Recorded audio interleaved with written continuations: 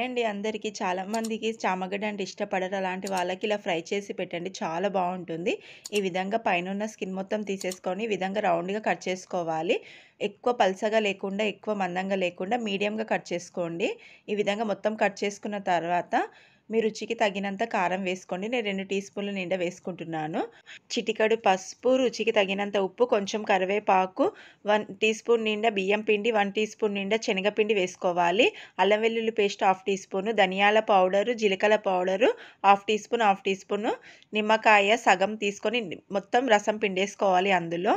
ఈ విధంగా మొత్తం కలిపేసుకున్న తర్వాత 1 స్పూన్ నిండా ఆయిల్ వేసుకొని మళ్ళీ ఇంకోసారి బాగా కలిపేసుకోవాలి.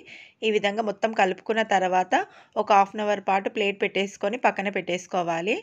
మంచి మసాలాలన్నీ బాగా పడతాయండి, అందుకని ఈ విధంగా చేసుకోవాలి. ఒక హాఫ్ అన్ అవర్ తర్వాత గ్యాస్ ఆన్ చేసుకొని కడాయి పెట్టుకొని ఒక గరిటె నిండా ఆయిల్ వేసుకొని ఆయిల్ హీట్ అయిన తర్వాత హాఫ్ టీ స్పూన్ జీలకర్ర వేసుకోవాలి.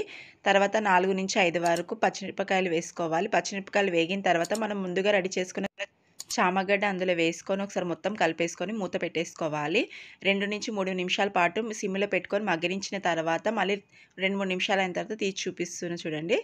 ఈ విధంగా దగ్గర పడిపోతుంది. మళ్ళీ ఒకసారి కలిపేసుకొని మళ్ళీ 3-4 నిమిషాల పాటు సిమ్లో పెట్టుకొని ఉడికించుకోవాలి.